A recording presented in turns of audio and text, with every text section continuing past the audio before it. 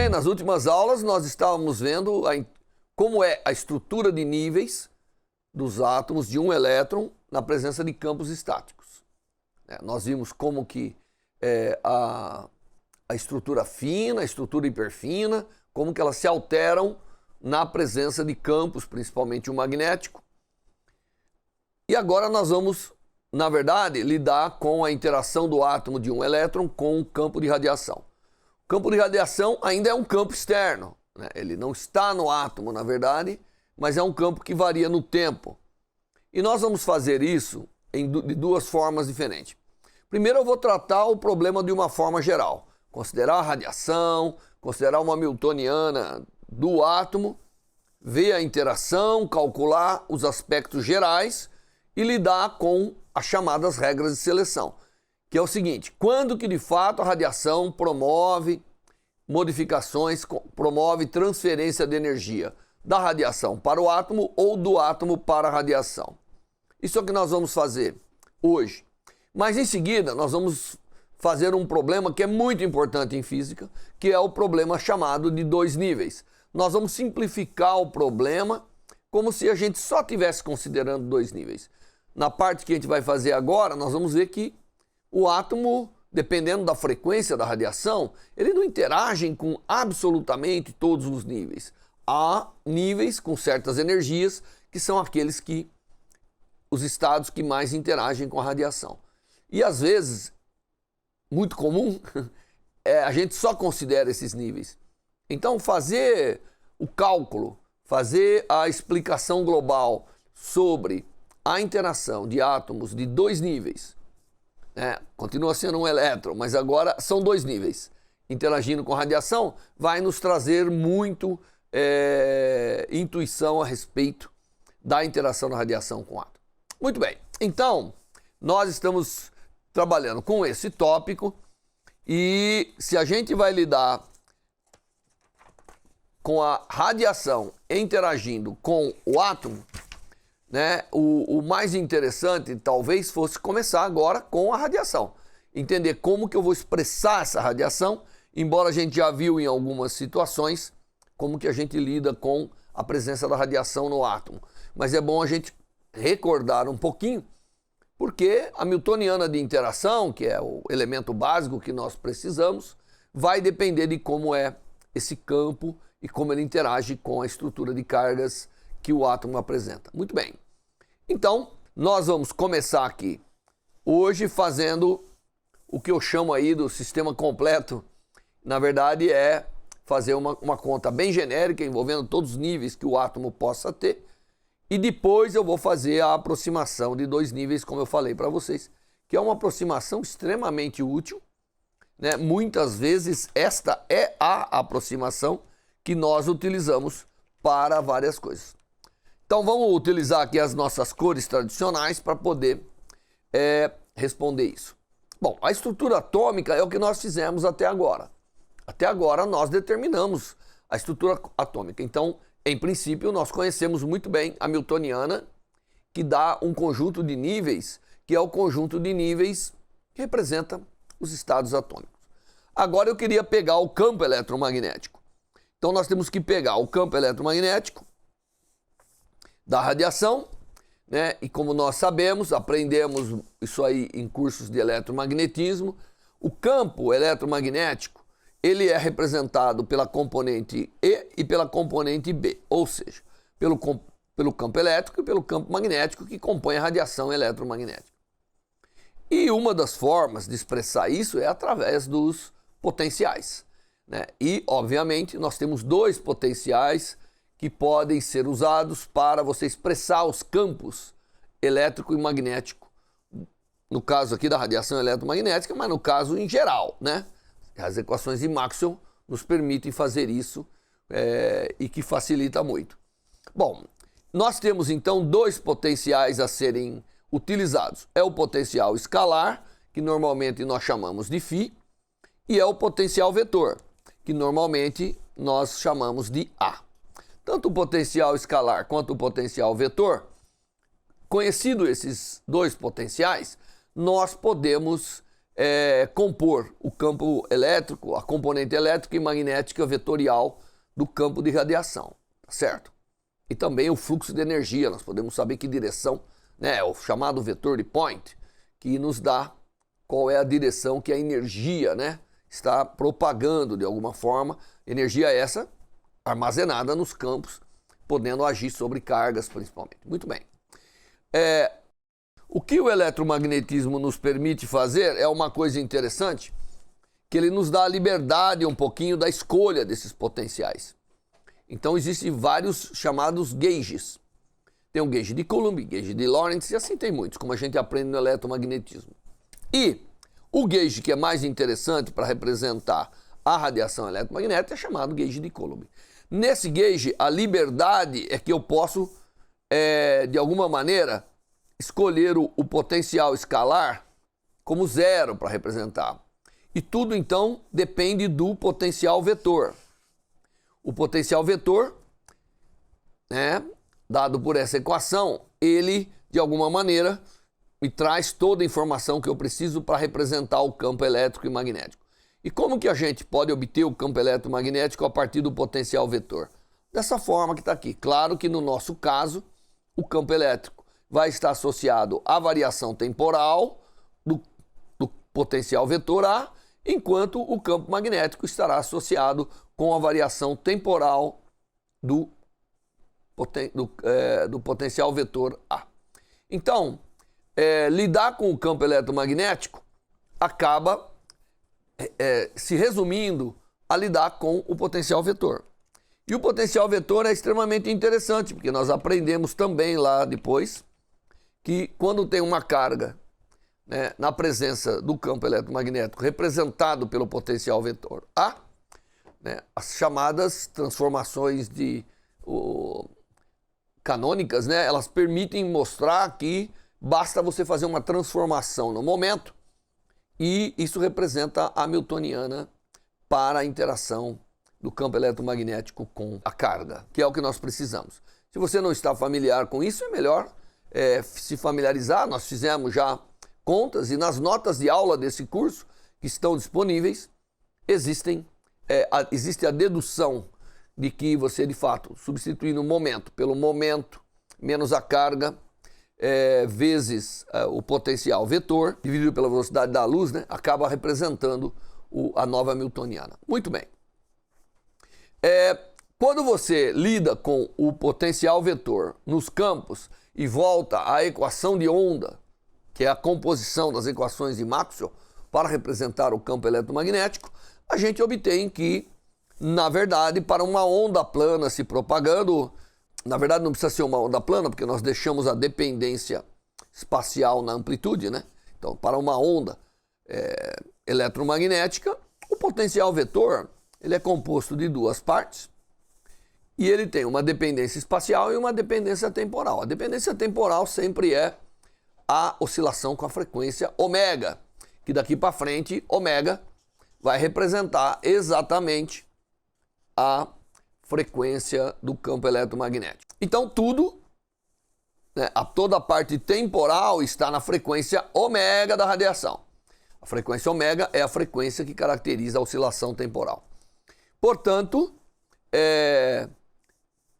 essa parte mais o complexo conjugado é a solução da equação de onda, é a solução que dá aqui ao nosso potencial vetor a representação de todo o campo elétrico e magnético que nós temos. Muito bem. A amplitude A, ela depende agora aqui deixamos que ela dependa do espaço, porque esse campo pode estar dentro de uma cavidade, esse campo pode estar dentro de uma geometria, ou também pode ser uma onda plana qualquer. Para nós, nesse estágio aqui, nós vamos considerar uma onda plana, tá certo? Portanto, a dependência espacial, ela é uma oscilação regular no espaço, ponto.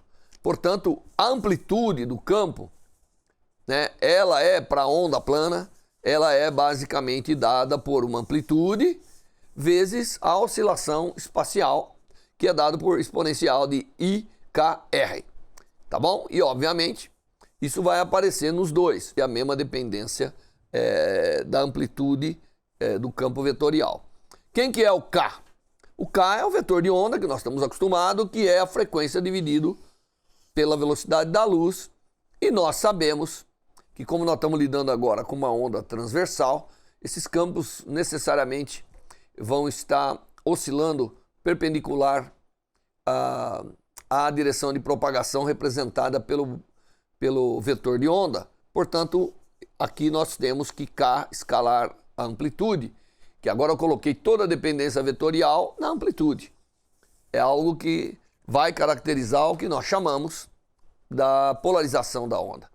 Então veja, nós temos um campo, ele tem uma característica de oscilação temporal, que é a frequência do campo, e ele tem uma dependência espacial, que nós aqui já colocamos como sendo uma onda plana. Tá bom? Muito bem. Então, é assim que nós vamos lidar com a interação da radiação com o átomo de um elétron.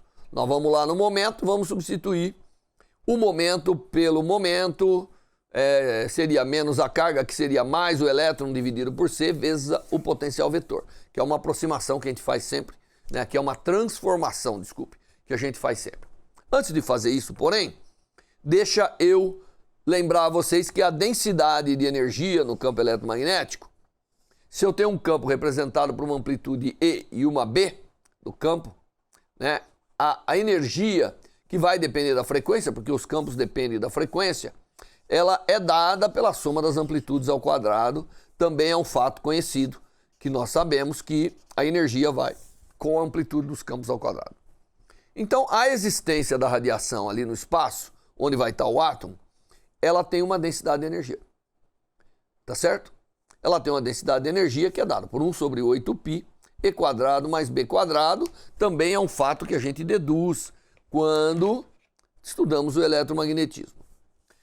Muito bem, então agora eu posso pegar o meu potencial vetor, tá certo? Pego o meu potencial vetor, coloco, determino os campos, que é uma operação muito simples, né? Uma derivada espacial através do rotacional e o outro é a derivada temporal. Qualquer um dos dois não é difícil de ser feito, principalmente porque eu já dei a forma explícita da parte espacial e da parte temporal desse campo.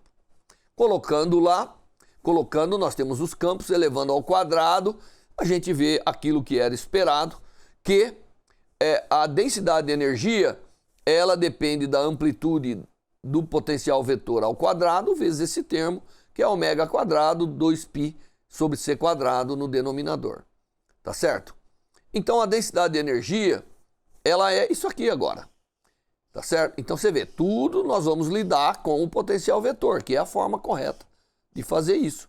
Porque os dois campos estão carregando energia e vão interagir com o sistema atômico. Muito bem. Essa é a densidade de energia. Quando a energia por unidade de volume eu tenho aonde eu tenho a presença da radiação. Muito bem. Agora, nós sabemos, né, que esse campo que está ali, a densidade de energia deve ser representada por uma quantidade de fótons que eu tenho num determinado volume, vezes a energia de cada fóton.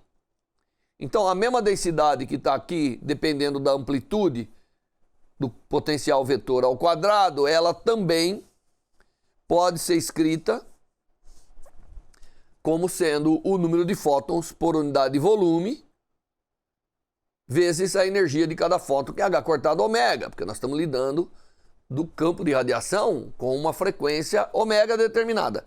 Tá certo? Muito bem. Então, isso tem que ser igual a isso. Não é? Porque é a mesma densidade de energia. Então, esse elemento que eu coloquei aqui tem que ser igual àquilo que eu calculei a partir da amplitude dos campos. O que me dá uma coisa extremamente importante. Me dá uma expressão que diz que, por igualdade aqui, né?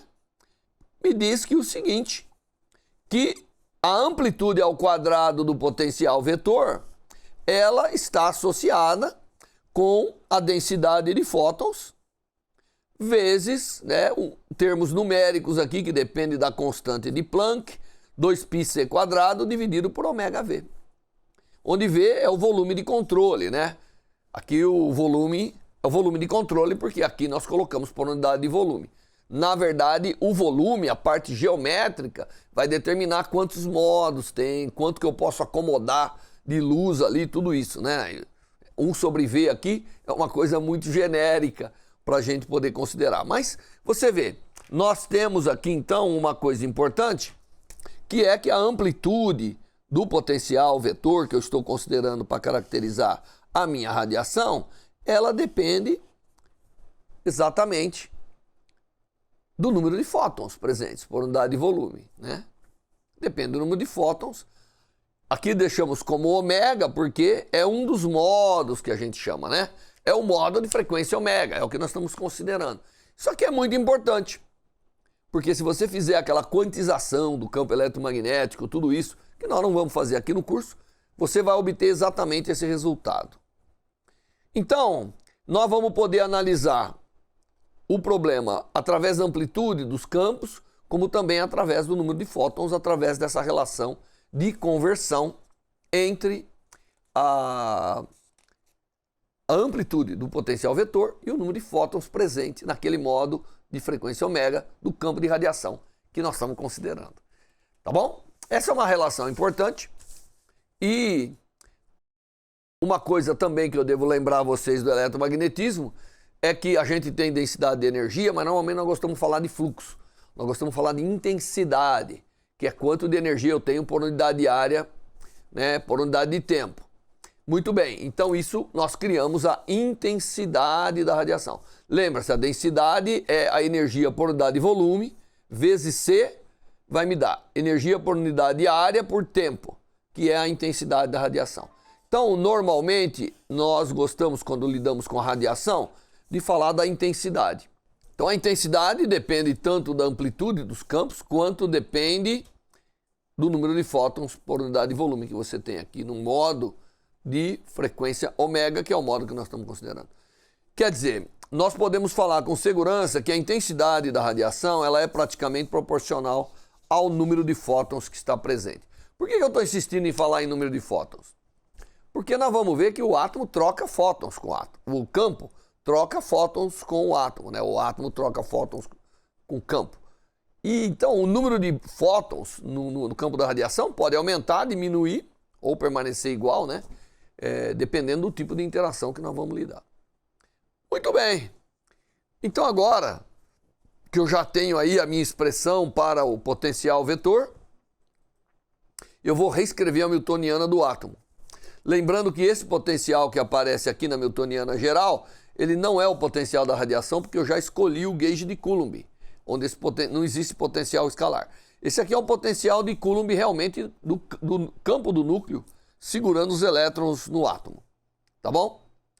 Muito bem. E como eu disse, na presença de um potencial vetor, que representa o campo de radiação, basta a gente fazer uma transformação do momento da newtoniana, substituindo o momento pelo momento corrigido pelo fator aqui, que tem a ver com o campo eletromagnético. Isso dá para se provar rigorosamente. Então, introduzindo esse elemento, nós, na verdade, agora temos uma newtoniana que é o elétron, né, preso por esse potencial estático, mas na presença do campo eletromagnético.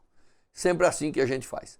E aí agora nós vamos lidar com essa newtoniana. Claro que nós já resolvemos, vamos dizer assim, a newtoniana anterior. Então eu vou rearranjar isso aqui. Claro que aqui o momento é ao quadrado, para ninguém esquecer, né? Que a newtoniana tem o momento vem ao quadrado. Então o momento está ao quadrado. Agora eu vou elevar isso ao quadrado. Esse primeiro termo que vai pegar o P quadrado, que de fato é o momento das equações mecânicas lá, né? Ele, compondo com o potencial estático, dá a newtoniana H0. Essa newtoniana representa o átomo sem o campo de radiação. E os outros termos que aparecem aqui, eles representam a presença da radiação. Então tem o primeiro termo aqui, que é proporcional ao produto do potencial vetor pelo momento. E aqui nós já vimos que o potencial vetor, a sua amplitude, de alguma maneira vai estar associada aí com o número de fótons, com a intensidade, e vai ter uma variação temporal, que é um E elevado a I ômega, como nós falamos lá atrás. E aparece um termo ao quadrado com amplitude. Esse termo ao quadrado com amplitude, na verdade, nós vamos ver daqui a pouco, ele vem com... se esse aqui vai ser proporcional ao número, esse vai ser ao quadrado, a intensidade quadrado, e esse cara vai oscilar, obviamente, com uma frequência que é 2 vezes a frequência ômega. Como você vai ver aqui, vai ter um termo aqui que é um E elevado a I2 ômega T. Tá bom? O que é interessante é que nós estamos falando que esses termos são menores do que a estrutura do átomo. Então, o que o campo da radiação vai fazer? Ele vai interagir com o átomo e vai promover, de alguma maneira, modificações ou transições, que a gente chama, né, na estrutura do átomo. Então, a equação geral de Schrödinger agora tem que ser dependendo do tempo, porque o campo é dependendo do tempo, então não dá para se usar a independente do tempo. E a equação geral é IH cortado, DDT da função de onda do sistema, com toda essa newtoniana. Nós sabemos, né, já anteriormente como é a solução para essa parte, que é o átomo sem, que eu chamei de H0, é o átomo sem a radiação. Então, o A é 0 aqui, tá certo? E sabendo como é esse campo, eu vou perturbar, na verdade, ou vou introduzir esse novo termo, modificando. O que é interessante, como eu falei para vocês lá atrás, quando a gente lida com a teoria de perturbação dependendo do tempo, tudo isso, é que a gente mantém os estados da newtoniana, só que eles evoluem com o tempo. Aonde o elétron pode estar no átomo, vai evoluir com o tempo, não é? Devido à presença desse campo que está agora promovendo uma troca de energia com o átomo. Muito bem, então, de uma forma, eu vou manter o primeiro termo, né? A gente pode mostrar que nós podemos manter com segurança o primeiro termo e os outros termos separadamente. Então, nós vamos pegar o primeiro termo aqui, que é o termo proporcional ao A. E vamos escrever, então nós vamos ter a newtoniana, o sistema, vai ser representado por essa equação, onde a newtoniana agora é H0 mais a galinha, sendo a galinha esse termo que nós mostramos aqui, ó, IH cortado E sobre MC quadrado, A escalar o operador gradiente. Que na verdade você já identifica que isso aqui é A escalar momento, na verdade, né? É importante saber isso. Muito bem, então eu vou lidar com esse problema. E o problema agora tem uma dependência temporal, por quê? Porque o campo oscila no tempo. Qual é a solução desse problema? A solução desse problema é uma superposição de todos os estados possíveis da minha newtoniana H0. Então, meu psi, ele é uma superposição com alguns coeficientes que eu vou chamar CK. E o CK, obviamente, ele representa qual é a contribuição de um estado psiK para esse sistema. O psiK é autofunção da newtoniana H0, vezes a dependência temporal desse estado, que, como a gente aprende lá nos fundamentos, é E elevado a menos I EK de T por H cortado. Então, se você tirar o CK aqui, isso é como é a solução, não é? Como é a solução de um autoestado de H0. Como nós sabemos, se o H0 não depende do tempo, a dependência temporal é só uma fase que aparece ali na função de onda, não alterando a sua amplitude ao quadrado, tá certo? Não alterando ele vezes o complexo conjugado, e a amplitude está totalmente espacial. Porém, a presença do campo agora faz com que o coeficiente dessa superposição dependa do tempo, que é o óbvio, né? Porque a interação desse campo oscilatório com a distribuição de carga do átomo pode modificar toda hora essa distribuição. Muito bem, mas essa modificação não é qualquer. Ela sempre tem que ser expressa em termos de uma soma daquilo que é possível para esse átomo, que são seus altos estados. Muito bem. Então eu tenho a proposta da solução, eu conheço os psiks e as energias do meu sistema não perturbado, e a questão agora é dizer o seguinte: quem são os CK? Para determinar o CK, eu pego isso aqui, né? Às vezes nós poderíamos colocar aqui, para não dar confusão, um psi0 aqui, para só lembrar que, na verdade, o H0, psi0, né, psi0 de K é igual a EK psi K0, quer dizer, é um conjunto de autoestados do psi0. Só para a gente lembrar o que está fazendo, né? Muito bem. Se eu pegar essa solução e colocar na equação de Schrödinger aqui em cima, eu vou ter derivadas temporais, quem depende do tempo é o coeficiente e é o K, é essa exponencial, né, que é a fase introduzida pela presença da energia, do alto valor da energia. E eu vou ter a parte temporal. O H0, a parte espacial, desculpa. O H0 eu sei muito bem como age na parte espacial e o H' eu não sei ainda, né? Mas eu posso deixar ele agindo nos estados e com isso, se eu substituir essa equação, se eu substituir essa função, desculpa, nessa equação, eu vou ter um conjunto de equações que vão relacionar a derivada do CK com o resto. Aí eu posso querer multiplicar, né, essa coisa típica de como a gente faz, inclusive lá na teoria de perturbação, eu multiplico, eu estou aqui, é a soma em K, mas eu multiplico escalarmente por um psi B0.